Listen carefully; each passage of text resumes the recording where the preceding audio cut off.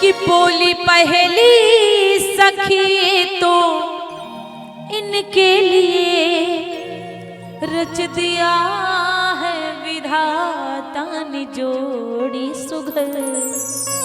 एक सखी ने कहा कि बोली पहली सखी तो इनके लिए रच दिया है विधाता ने जोड़ी सुघर। पर धनुष कैसे तोड़ेंगे कोमल कुंवर, पर धनुष कैसे तोड़ेंगे कोमल कुंवर। मन में शंका बनी की बनी रह गई, देख कर राम जी को जनक नंदिनी। बाग में बस खड़ी की खड़ी रह गई, देख कर राम जी को जनक नंदिनी। एक सखी ने कहा इनकी जोड़ी बहुत सुंदर है, लेकिन कैसे तोड़ेंगे धनवा, बिना तोड़े विवाह नहीं होगा। दूसरी सखी ने कहा बात तो सही कहती हो देवी, लेकिन तुमने सुना नहीं। बोली दूसरी सखी ये तो होगा सही,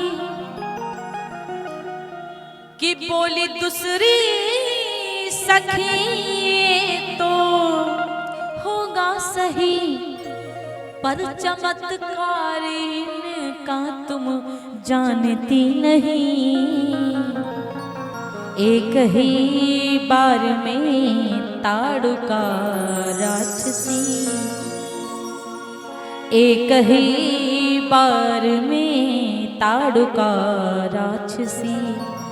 फिर उठी ना पड़ी की पड़ी रह गई, देख कर राम जी को जनक नंदिनी।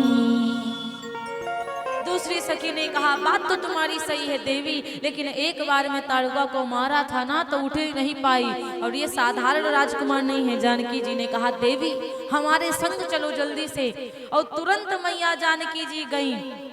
और जैसे मैया जानकी जी आती तो कहा जाता है कहाँ गई, महलों को नहीं गई, पहुंची कहाँ, अरे गई भवानी भवन बहोरी, गई भवानी भवन बहोरी, गई भवानी भवन बहोरी, गई भवानी भवन बहोरी, गई भवानी भवन बहोरी। बंदी बंदी बंदी चरण बोली कर जोरी, बंदी चरण बोली कर जोरी, बंदी चरण बोली कर जोरी।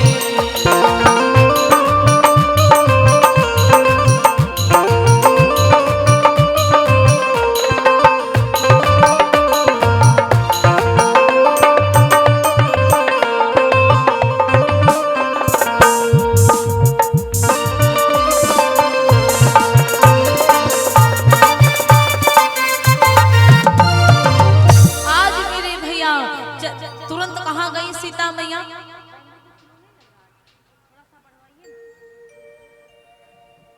तो मेरे भैया मैया कहाँ पहुंची, गई भवानी भवन।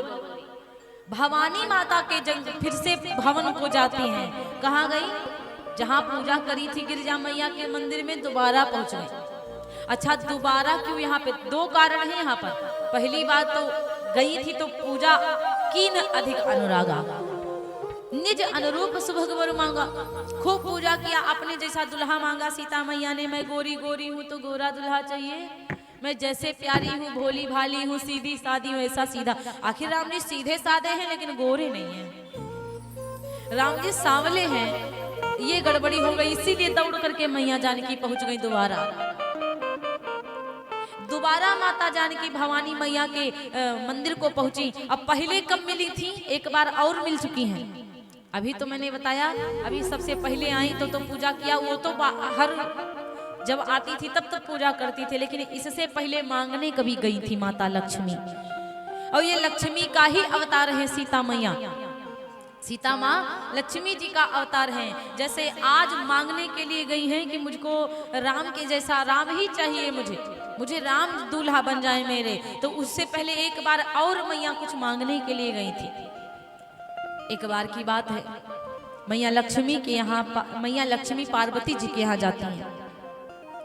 जब माता लक्ष्मी पार्वती जी के यहाँ गई तो देखा कि पार्वती मैया कैलाश पर्वत पर बैठी। लक्ष्मी मैया ने विचार किया, सोच रही है लक्ष्मी माता कि कुछ समझ नहीं आ रहा है, आखिर आप इस कैलाश पर्वत पर रहती, ना तो ऊपर छत है, ना तो भाई यहाँ पे कुछ व्यवस्था है, ठंडी होती होगी तब भी आप ऐसे ही अब खुले आसमान में रहती होंगी, बरसात होती होगी तो भी आप खुले आसमान में रहती होंगी, ये नहीं समझ में आ रहा है। अब किसी के घर को आप जाओ, कोई गरीब है तो उससे कह दो कि हमारे पति बहुत बढ़िया, हमारा घर बहुत बढ़िया, हमारी व्यवस्था बहुत अच्छी, उसको बुरा लगेगा। यही सोचेगा कि बताओ हमारे यहाँ बना नहीं तो हमको देख देख के हंस रही हैं। मैया लक्ष्मी जी की खूब पूजा पाठ की, खूब सम्मान किया। और जब मैया लक्ष्मी चलने लगी ना तो पार्वती जी से कहा, देवी आपके पास कुछ है नहीं ना, तो जब आप आना हमारे यहाँ तो कुछ मांग लेना, कुछ ले जाना। तो इतना कहकर लक्ष्मी मैया बैकुंठ को चली गई। अब भोलेनाथ जी आए, मैया जी को उदास देखा, पार्वती जी को। भोलेनाथ जी ने कहा, देवी क्या बात है, आप उदास लग रही हो। तो कहा, स्वामी आपको पता है आज लक्ष्मी जी आई थी। बोले, स्वामी आज लक्ष्मी जी आई थी तो क्या हुआ, कुछ कहा है क्या? मैया ने कहा, नहीं कहा तो नहीं, लेकिन हाँ ये जरूर कह रही थी कि आपके पति ने आपके लिए कुछ बनवाया नहीं क्या? तो भोलेनाथ जी ने कहा, अरे तो कोई बात नहीं है, कहने दो देवी, जैसे हम हैं वैसे तुमको रहना चाहिए, कोनो बात नहीं, कहने दो। पार्वती मैया जी, अब नारी स्वभाव है ना, मैया पार्वती जी ने कहा कि स्वामी और मुझसे ये भी कह के गई थी कि मेरे यहाँ आना, कुछ लेके जाना, मैं कुछ दूंगी, तो मैं जाऊं क्या लेने? भोलेनाथ जी ने कहा, अरे मांग नहीं जाओगी क्या? क्या सोचेंगी लक्ष्मी जी कि बताओ कल ही अभी आए हो, आज ही मांगने आ गई। पार्वती जी ने कहा, स्वामी हम अपने आप थोड़ी ना जाएंगे, उन्होंने ही हमसे कहा था आना। भोलेनाथ जी ने कहा, नहीं मानती हो तो जाओ, वही काम मांग के लेके आओगी। अब जैसे चल दिए ना, जैसे चले तो कहा जाता है कि भोलेनाथ जी ने रोक करके भभूत दे दिया। भोलेनाथ जी ने कहा, भभूत ही भर लेकर के आना। पार्वती जी को बड़ा गुस्सा आया, का करनी बाबा भी ना, अरे भभूत भर का जाए इतनी दूर, वैसे चले आवे, कोनो मतलब नहीं निकलेगा। अब गई भभूत लेकर के, लक्ष्मी जी से कहा कि देवी हमारे पति ने कहा था कि लेके आना तो भभूत ही भर लेके आना, इतना हमको दे दो। लक्ष्मी जी कह रही, हम जो बाला भी पहने हैं ना वो भी भभूत से ज्यादा है, अब बताओ हम आपको क्या दे दें? तो देवी जी ने ना कहा, विचार किया, लो तराजू मंगाते, छोटा सा तराजू मंगा लिया, एक पलड़े पे भभूत रख दिया, दूसरे पलड़े पे अपना आभूषण रखती, और जैसे आभूषण रखा तो भभूत वाला पलड़ा बिल्कुल धरती में लगा हुआ है। अब उनका जो सामान था, आभूषण था, वो आसमान में समझो उठ गया, ऊपर उठ गया। मैया लक्ष्मी ने सोचा, अरे ये तो भभूत कमाल की है। अब मैया ने सारा अपना जेवर उतार करके रख दिया। पहले तो सब अपना अंदर का सब मंगाती है, बटुआ, बड़े बड़े धन दौलत सब कुछ मंगाती है जी, हीरा मोती सब मंगा करके चढ़ा दिया, लेकिन भभूत का पलड़ा नीचे से ऊपर नहीं उठा। अब आभूषणों को उतार करके मैया ने सब चढ़ा दिया, फिर भी भभूत का पलड़ा नीचे से ऊपर नहीं उठा। बड़ी परेशान, भगवान ये का हो रहा, पूरा धन दे दिया लेकिन तराजू भभूत का ऊपर नहीं उठा। अब ले करके क्या हुआ कि वापस मैया पार्वती जी कैलाश पर्वत पे आ गई। लेकिन चलते चलते मैया पार्वती जी ने भी कहा, देवी आपका सारा सामान तो मेरे पास चला आया है, यदि आपकी इच्छा हो तो मेरे यहाँ भी लेने आना, जैसे को तैसा ही मिला। अब भैया भोलेनाथ जी आए, वो भगवान विष्णु जी आए, देखा देवी बड़ी उदास है, ऐसे बैठी हुई हैं। विष्णु जी ने कहा, देवी क्या हुआ? अरे तुम्हारे सारे आभूषण कहाँ चले गए? स्वामी क्या बताऊं, अरे पार्वती जी से मैंने ये कहा था, वो लेने आई, सब लेके चली गई, तो क्या मैं कोई ले आऊं वापस? विष्णु जी ने कहा अरे बावरी हो गई हो क्या? विष्णु जी महाराज ने कहा अरे ना, अरे तुमको ये नहीं पता है कि देने के बाद मांगा नहीं जाता?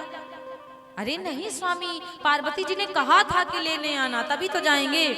नारी स्वभाव नहीं मान रही है। कहा ठीक है जाओ, लेकिन ये तुलसी का पत्र लेके जाओ, तुलसी दल पत्र लेके जाओ, तुलसी का पत्र है उतना ही लेके आना, उससे ज्यादा तो लाना ही नहीं है। कहा ठीक है।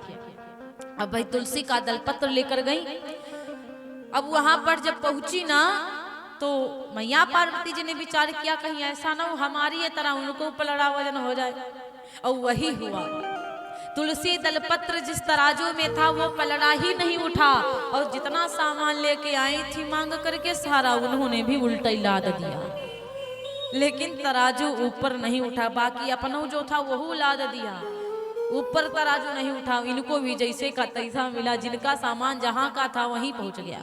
भोलेनाथ जी ने कहा देवी, कहा ना जितने में हो उतने में खुश रहो, ज्यादा लेन देन की चीज मत करो, जो तुम्हारे पास हो उतने में प्रसन्न रहो।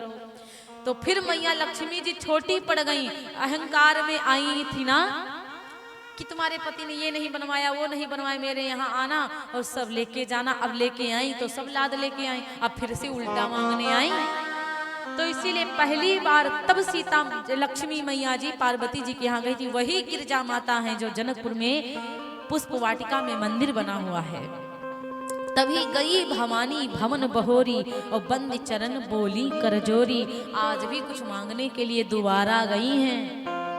माता लक्ष्मी पहले तो मांग ही ली थी कि निज अनुरूप सुभग वर मांगा, मेरे समान दुल्हा चाहिए। जब समझ नहीं आया वहां जाके देखी तो राम सांवरे। अब फिर से दोबारा दौड़ करके आ गई, और जब दोबारा आ गई है ना, तो मेरे भैया खूब प्रार्थना किया कि जय जय गिरी पर राज किशोरी, जय जय गिरिवरनाथ किशोरी, जय महेश मुख चंद चकोरी, जय महेश मुख चंद चकोरी, जय गज बदन खड़ानन माता, जय गज बदन खड़ानन माता, जगत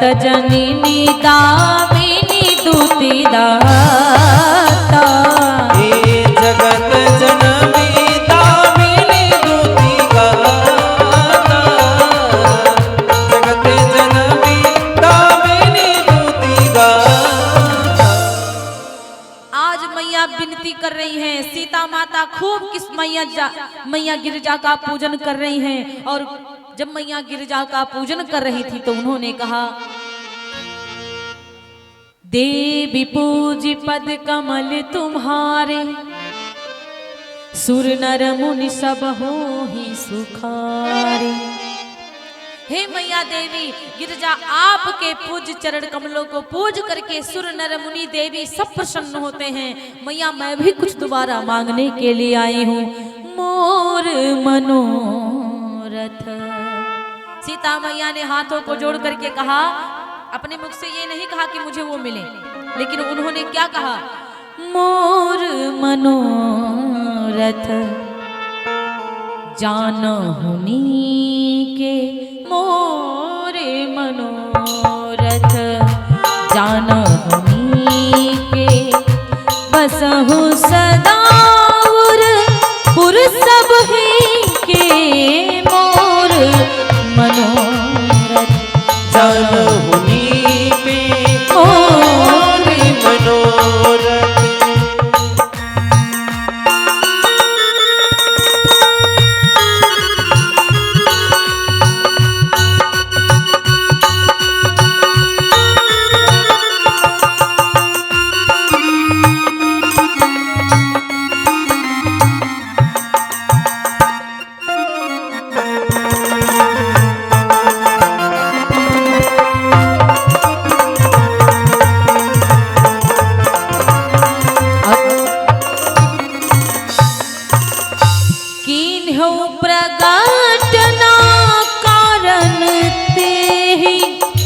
अस कहि चरण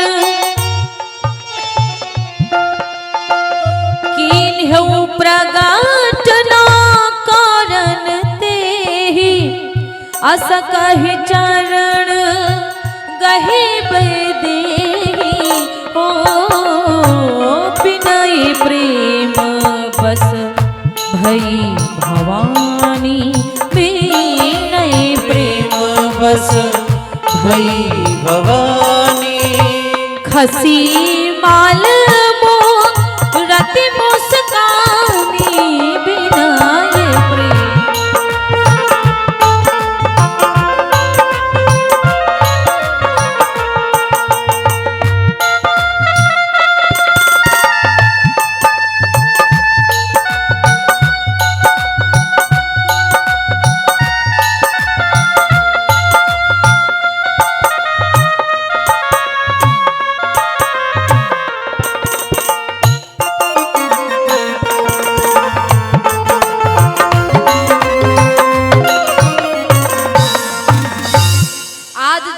मैया ने कहा मोर मनोरथ जानहुनी के बसहु सदा उरपुर सबही के माँ। आप भी मेरे मनोरथों को जानती हैं, आप सबके हृदय में विराजमान रहती है मैया, इसीलिए देवी पूज पद कमल तुम्हारे सुर नर मुनि सब हो ही सुखारे। आपके पूज्य चरण कमलों को पूज करके सुर नर मुनि सभी प्रसन्न होते हैं माता। इसीलिए अब जैसे इतनी बात गिरजा मैया सुनती, गिरजा मैया बड़ी प्रसन्न हुई। विनय प्रेम बस भई भवानी खसी माल मूर्ति मुस्कानी। आज सीता मैया के विनय से प्रेम से बहुत प्रसन्न हो गई और तुरंत माला खिसकी। और जैसे माता पार मैया गिरजा के गले से माला खिसकी, जानकी मैया ने सादर सिय प्रसाद शीर धरे बोली गौरी हर सोहिया भरयो सादर। प्रसन्नता पूर्वक मैया जी अपने उस जो माला खिसकी थी उस माला को अपने शीश के ऊपर रख लिया मेरे भैया। और आज मैया गिरजा ने तुरंत कहा, अरे सुन सिय सत्य आशीष हमारी, सुन सिय सत्य आशीष हमारी, पूजी मन का मना तुम्हारी, पूजी मन का मना तुम्हारी। नारद बचन सदा सुचि साचा, नारद वचन सदा सुचि साचा। जो बस सोबर मिल ही जाहि मनुराचा, सोबर मिल ही जाहि मनुराचा। कि नारद बचन नारद बचन नारद बचन सदा सुचि साचा, सोबर मिली ही जाहि मनुराचा। सोबर मिल ही जाहि मनुराचा, सोबर मिल ही जाहि मनुराचा। मैया गिरजा ने कहा, नारद जी का वचन सत्य होगा, वही वर तुझे मिलेगा जो मन में तूने अभी रच लिया है। सुन सिय सत्य आशीष हमारी, पूज ही मनोकामना तुम्हारी। जिस मनोकामना को पूर्ण करने के लिए तुमने मेरी पूजा करी है कि मनु जाहि राचे मिली ही सोबर, सहज सुंदर सांवर, करुणा निधान सुजान सीलु सनेहु जानत रावरो। यही भांति गौरी आशीष सुनि सिय सहित ही हरसियली, तुलसी भवानी ही पूजी पुनि पुनि मुदित मन मंदिर चली। आज मेरे भैया मैया ने कहा, जो अपने हृदय में वर को रच लिया है वो वर तुमको मिलेगा। तुलसीदास जी कहते हैं, बार बार मैया गिरिजा का पूजन करके मैया सीता जी महलों को चल देती हैं। और जब मैया जानकी जी महलों को गई, उसी प्रकार भगवान श्री रामचंद्र जी लक्ष्मण जी गुरुदेव जी के पास में गए। गुरुदेव जी ने दोनों को आशीर्वाद दे दिया, सुफल मनोरथ होई तुम्हारे, राम लखन सुनि भयउ सुखार। सुफल मनोरथ हो तुम्हारे, राम लखन सुनि भयउ सुखारे। दोनों लोगों को आशीर्वाद दे दिया। आखिर राम जी को देना चाहिए था, वहां पर तुम्हारे बहुवचन लगा दिया। लक्ष्मण जी ने तो देखा नहीं था किसी को, क्योंकि तुलसी बाबा जी ने कोनो बात ही नहीं कही। लेकिन अगर कहा जाए तो गुरुदेव जी ने दोनों लोगों को आशीर्वाद दिया, क्योंकि अष्ट सखियों के बीच में माता उर्मिला जी भी आई थी। उर्मिला जी को लक्ष्मण जी ने छुप के देखा था, उर्मिला जी ने लक्ष्मण जी को देखा था, राम जी ने सीता जी को देखा, सीता जी ने राम जी को देखा। इसीलिए दोनों लोगों को गुरुदेव जी ने आशीर्वाद दे दिया। सुफल मनोरथ हो तुम्हारे, राम लखन सुनि भय सुखार। मेरे भैया इसलिए आशीर्वाद दे दिया। और जब आशीर्वाद दे दिया तो कहा जाता है शाम हुई उसी प्रकार अपना भोजन इत्यादि पाते हैं, फिर विश्राम करते हैं, फिर सुबह हो जाती है। और सुबह होती है जब प्रातः हुई तो उधर सीता स्वयंवर की बारी आई, समय आ गया और तैयारियां होने लगी कि धनुष यज्ञ की भई तैयारी, सगरे भूप जुरे हैं आए। सतानंद मुनि जनक पठाके विश्वामित्र ले बुलवाए, राम लखन को संग में लेकर आए यज्ञ भूमि दरबार। देख देख कर राम लखन को खड़ा हुआ सब भूप समाज, देख देख कर राम लखन को।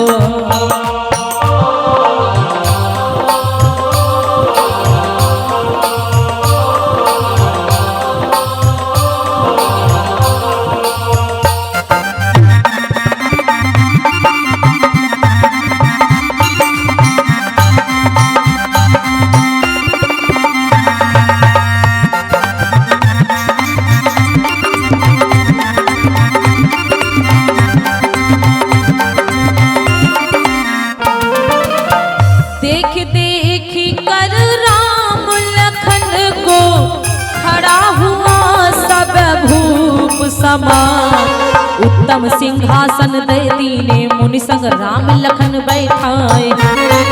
सीता लय आई वरमाला बंदी जन तब कहा सुनाए। प्रण कीनो यह जनक भूप ने सुन लो जिसको सकल समाज। जो कोई सम्मुख जो कोई धनुष शंभु का तोड़े, सीतावरी उसी को जाए, सीतावरी उसी को जाए।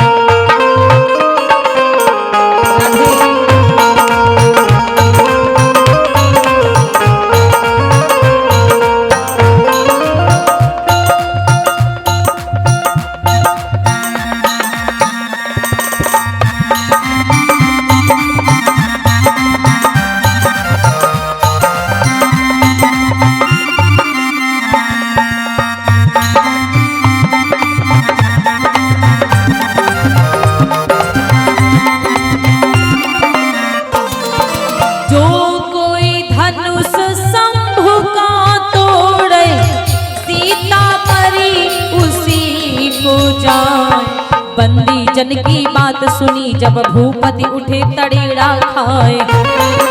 तमकिता की झुक झूम झपट के जाई धनुष के पहुँचे जाए, जाई धनुष के पहुँचे पास।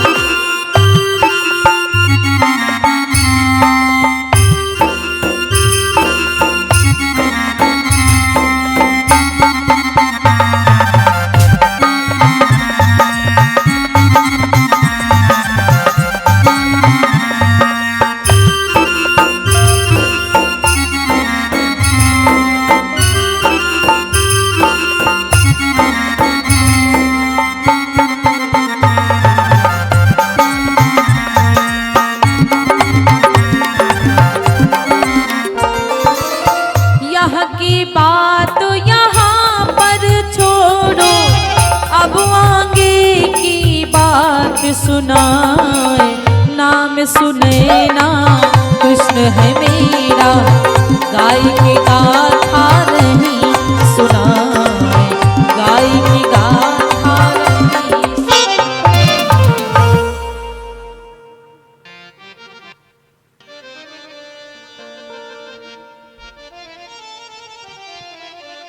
बोले उमापति महादेव की जय हो। तो मेरे भैया आज कहा जाता है कि उधर स्वयंवर की तैयारियां होने लगी। जैसे स्वयंवर की तैयारियां होने लगी, सतानंद जी आए। सतानंद जी ने विश्वामित्र जी से कहा कि महाराज जल्दी से चलिए, सिया स्वयंवर देखिया जाई, ईसु का ही धव दे बढ़ाई। चलो सीता जी का स्वयंवर देखते हैं, ईश्वर किसको बड़ाई के पात्र बनाता है। लक्ष्मण जी कहने लगे, लखन कहा जस भाजन सोई, नाथ कृपा जब जा पर हो। लक्ष्मण जी ने कहा महाराज जिसके ऊपर आपकी कृपा होगी, भगवान की कृपा होगी, वही बड़ाई के पात्र होगा। हर से मुनि सुनि, हरि से मुनि सब सुनि बरबानी, दीन आशीष सब ही सुखमानी। सारे संत बहुत प्रसन्न हुए, महाराज विश्वामित्र जी बहुत प्रसन्न हुए और प्रसन्नता पूर्वक आशीर्वाद दिया राघव जी को, लक्ष्मण जी को, मेरी भैया। और दोनों भाई चल देते हैं। रंग भूमि आए दो भाई, असुधि सब पुरवासी पाए। रंगभूमि को दोनों भैया आ गए हैं। ऐसा जब समाचार पुरवासियों ने पाया ना, तो मेरे भैया सारा काम छोड़ दिया। कहा जाता चले सकल ग्रह काज विचारी, अपने अपने घर का पूरा काज छोड़ छोड़ करके, काम छोड़ छोड़ करके, बाल जुवान जरठ नर नारी, बालक जवान बूढ़े नर नारी सब चल दिए मेरे भैया। और चल करके पहुँचे हैं, देखी जनक भीर भय भारी, देखी जनक भीर भय भारी, देखी जनक भीर भय भारी। सुच सेवक सब लिए हंकारी, सुच सेवक सब लिए हकारी, सुच सेवक सब लिए हकारी। तुरत सकल लोग पही जाहू, तुरत सकल लोग पही जाहू। आसन आसन आसन उचित देहु सब काहू, आसन उचित देव सब काहू, आसन उचित देव सब काहू।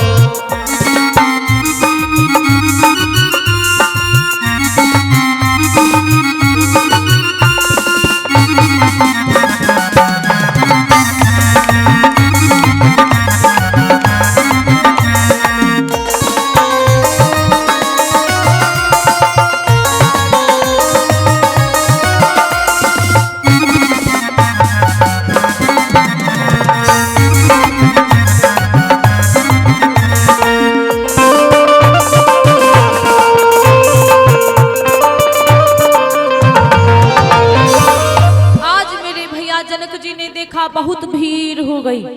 और जब जनक जी ने देखा बहुत भीड़ हो गई, बंदी जनों को बुलाया, बंदी जनों से कहा तुरंत सकल लोग पही जाओ, सबके पास में जाओ, सबको उचित आसन दो, नारियों को नारियों की तरफ बिठा दो, पुरुषों को पुरुषों की तरफ बिठा दो, सबको अपना अपना बढ़िया स्थान दे दो। राम लक्ष्मण जी का जो आसन था सबसे ऊंचा, गुरुदेव जी बीच में बैठे हैं, राम लक्ष्मण जी दाएं बाएं बैठे हुए हैं। राम लक्ष्मण जी को जो देख रहे हैं, राज समाज विराजत रूरे, पूरा समाज, बहुत बड़ी लाइन लगी पड़ी है, खूब भीड़ हुई है मेरे भैया। भगवान जी ऊंचे बैठे हुए थे ना, तो कुछ राजाओं को ईर्ष्या होने लगी, जलन होने लगी। जब कुछ राजाओं को जलन होने लगी तो कहा जाता है जिनकी रही भावना जैसी प्रभु मूर्ति तिन्हें देखी तैसी। जिनकी जैसी भावना थी भगवान उसको उसी प्रकार दिखाई पड़े। मेरे भैया जो जलने वाले थे, जो दुष्ट थे, दुश्मन थे, भगवान उनको काल की तरह दिखाई पड़े। जो ईर्ष्या कर रहे थे भगवान और उनको जला देते हैं। जनकपुर के जो बूढ़े बुजुर्ग थे अपने पुत्र के रूप में देखते हैं तो भगवान उनको पुत्र रूप में दिखाई पड़े। माताएं जो देखती अपने बेटा के रूप में, उनको भी अपने पुत्र के रूप में दिखाई पड़े भगवान श्री रामचंद्र जी। मेरे भैया कहा जाता है खूब भीड़ हो गई। जब खूब भीड़ हुई ना, तो जनक जी ने कहा बंदी जनों से, बंदी जनों हमारी बात तो इनको सुना दो, हमारी बात भी तो इनको बता दो। सखियों से कहा, सखियों जाओ आप जानकी जी को ले आओ, बिटिया आप लोग जानकी जी को ले आओ। तो जानकी जी को बुलाने के लिए गई। सारी सखियां मनोहर गीत गाते हुए जानकी जी को बुला के लेके आती हैं। रंग भूमि जब सिया पगुधारी, देखी रूप मोहे नर नारी। रंग भूमि जब सिया पगुधारी, देख रूप मोहे नर नारी। जब जानकी माता अपने चरणों को रंग भूमि में रखती है ना, तो उनको देख करके सारे नर नारी मोहित हो गए। कहा जाता है, बाबा जी ने एक जगह पे लिखा, मोहे न नारी नारी के रूपा। नारी कभू नारी को देखकर मोहित नहीं होती, लेकिन हमारी सीता मैया कोनो साधारण नारी नहीं है, वो है लक्ष्मी। और लक्ष्मी को देखकर नारी क्या पुरुष क्या सब मोहित हो जाते हैं। इसीलिए हमारी जानकी माता को देख करके सारे नर नारी मोहित हो जाते हैं। राजा जनक जी के प्रणों को बंदी जनों ने कहा कि इतने बड़े बड़े राजा आए हैं, हाथों को उठा करके कहा, इतने बड़े बड़े राजा आए हैं, हम आप सभी राजाओं से हाथों को उठा करके कह रहा हूं कि जो धनुआ को उठाएगा उसी के साथ में जानकी जी का विवाह होएगा। जैसे राजाओं ने इतनी हलचल सुनी, आफत मच गई कि हम जाके उठाएंगे, कोई कहता हम जाके उठाएंगे, कोई कहता हम जाके उठाएंगे। सारे के सारे लोग बैठे हैं मेरे भैया, सारे के सारे राजा बैठे, एक से बढ़कर एक राजा अपनी मूछों को तड़ेड़ रहे हैं, बालों को संभाल रहे हैं, मार हिले डुले जा रहे हैं, हम धनुआ तोड़ेंगे। और जैसे धनुआ के पास पहुंचते हैं मेरे भैया, धनुआ तो उठाने की बात छोड़ो, धनुआ को तो हिला भी नहीं पा रहे हैं। जब धनुष को हिला भी नहीं पा रहे, तमक ताक तक शिव धनुधर उठई ना कोटि भांति बलु करई। तमक ताक करके खूब धनुष उठाते हैं, लेकिन उठता ही नहीं है। बहुत बल लगा लेते लेकिन धनुष नहीं उठता है मेरे भैया। कहा जाता है कि ऐसे तमक धरहि धनु मूढ़ नृप उठहि न चलई लजाए। तमक करके धनुआ को उठाने की कोशिश करते, जब धनुष नहीं उठता तो शर्मा करके चल देते हैं। और मनहु पाई भट बाहुबल अधिक अधिक गरुआए। मानो कि सामने वाले राजा जो धनुष को उठाने आते हैं, धनुआ उनका सारा बल खींच करके और वजन हो जाता है। भूप सहस 10 एक ही बारा, कहा जाता 10,000 राजा एक ही बार में उठे धनुआ उठाने के लिए प्यारे, लेकिन धनुष नहीं उठा पाए। और 12 का मतलब दिन भी होता है। अगर 2 कारण हैं, बहुत लोग कहते हैं कि 10,000 राजा एकदम से उठ गए। अगर 10,000 राजा से उठ जाता धनुआ, तो जानकी तो अकेली थी, किसके किसके संग ब्याही जाती? क्या अनुमति थी राजा जनक की जाओ 10,000 उठाओ जाके? लेकिन कहा जाता है ये भी कि चेक करने के लिए गए थे। और दूसरी बात कहा जाता कि एक दिन में लगभग 10,000 राजा उठाए, लेकिन धनुआ नहीं उठा पाए। तो लिखा है भूप सहस 10 एक ही बार, 10,000 राजा एक कई बार चेक करने के लिए गए, लेकिन उठे ही ना, लगे उठावन टरई ना टारा। धनुष को खूब उठाया, लेकिन धनुआ बिल्कुल हिला तक के नहीं, क्योंकि वो भगवान भोलेनाथ का धनुष है। सतधारी परमात्मा ही उठा सकते हैं, किसी के बस की बात नहीं है धनुआ को हिला दे। क्योंकि जो धनुआ है ना, वो पिनाक धनुष है, दधीच महाराज की हड्डियों से बना धनुष है। एक राक्षस हुआ था सहस्त्रासुर राक्षस, और जो वृत्तासुर नाम था, थोड़ा सा ध्यान नहीं आया, तो वृत्तासुर नाम का एक राक्षस था, बहुत दुष्ट था वो वृत्तासुर नाम का राक्षस। मारने भोलेनाथ से वरदान मांगा था कि कोई भी देवता के अस्त्र शस्त्र से मेरी मौत ना हो, कोई भी देवता के अस्त्र शस्त्र से मेरी मौत ना हो। तो जब ये वरदान मांग लिया, तो भोले बाबा इतने भंडारी भोले भाले हैं कि कछु कहो ना भैया, बहुत ही भोले हैं भोलेनाथ। गुस्सा हो जाए तो भाले बन जाते हैं, उड़ा देंगे भोलेनाथ, तांडव मचा देंगे भोलेनाथ। हमें आप लोगों को एक बात याद आ गई कि भोला भंडारी क्यों कहा जाता है भोलेनाथ जी को। एक सेठ जी थे, सेठ जी बहुत ही कंजूस, मक्खी चूस।